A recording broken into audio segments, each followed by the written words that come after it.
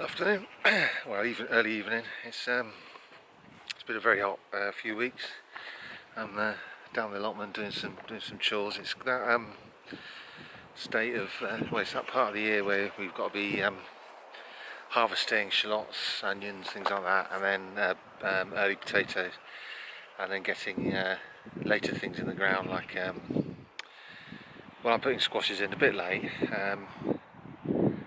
Also sorting out later crops like leeks and stuff like that, and weeding. Plus some laid down green manures. So I'm harvesting potatoes. As soon as I do that, sowing some green manures, and that requires a nice tilth. So we'll be doing that in a minute as well. Anyway, let's get on with it. I dug up some potatoes here day before yesterday, and then dug it. Well, the good thing about potatoes is you dig them up, so you're preparing the ground for the next crop. So it's a good. That's why potatoes are a cleaning crop. You can pull the weeds out, roots, and everything else at the same time. Anyway, yeah. So as I did it, created a tilth. Well, almost, and sowed some clover down as a green manure. So I'll be doing that now for those potatoes over there, weed infested things.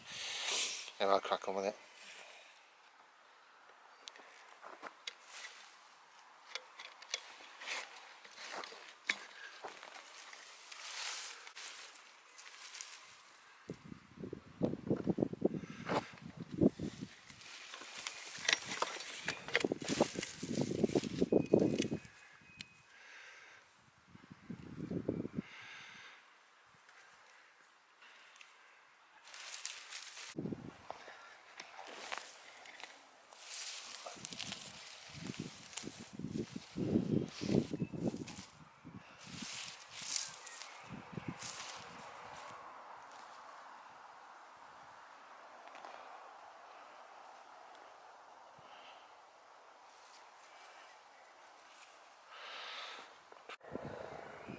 I've dug up the potatoes, and now I'm left with a load of old rough ground. I've also dug up all the roots from the mare's tail and the bindweed.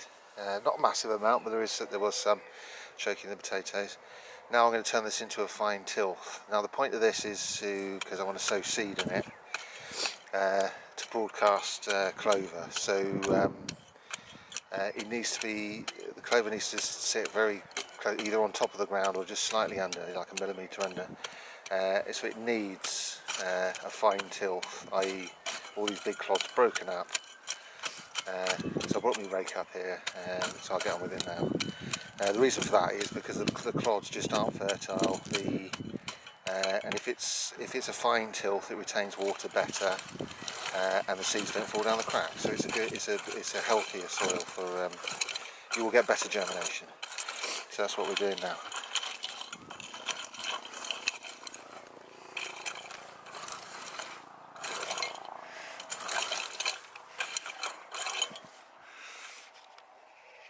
Well, that's a good tilth. So now I'm going to put sort of probably about 6 water cans on that, just to get it really wet underneath. Sort of store water inside. Then sow the seed, and then with a fine rose sprinkle a bit of water on top, because you want germination, and it's quite hard to get things to germinate in July because of the heat. So yeah, I'm going to make it really wet.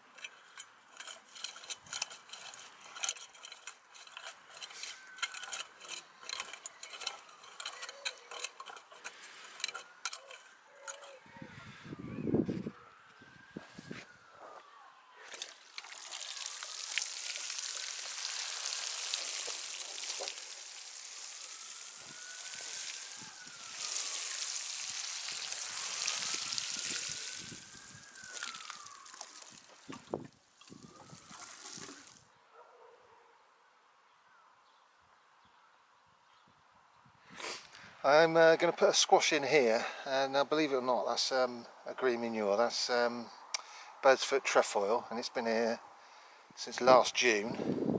So obviously I'm not going to be able to, well, I can dig that in, but what I do is strip it, take the top growth off, use it as mulch somewhere else, and then dig in the roots and a little bit of the greenery, and that's where I'm going to put a squash, Manure di Chioggia, which is the sweetest tasting squash you've ever seen, a massive fruit, but you'll only get one on a vine. It's definitely worth, there's no point growing pumpkins because they taste disgusting. These taste like honey. So yeah, that's going here. It's going to take advantage of all the nitrogen that bird's foot trefoil has hopefully fixed into the soil. The tops are going to be used as mulch elsewhere, and that'll provide nitrogen for my leeks. But unfortunately my leeks are, have mulch on them, but they've also got some perennial weeds coming through, and I've got to clear those first before I lay down any new mulch, because they will be, things like bindweed will set back my leeks. So that's what I'm doing now. So we'll crack on. I'll show you as I go along.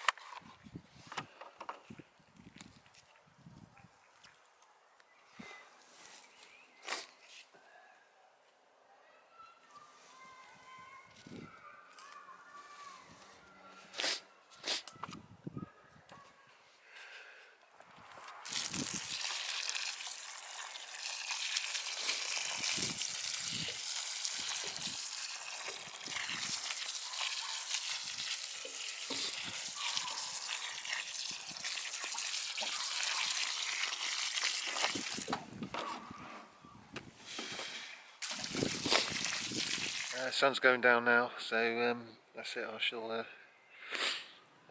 I'll call it a day. Doesn't time fly when you're having fun? I'm going to do some more tomorrow, so I'll try and do a video tomorrow as well. Alright, cheers then, ta-ra.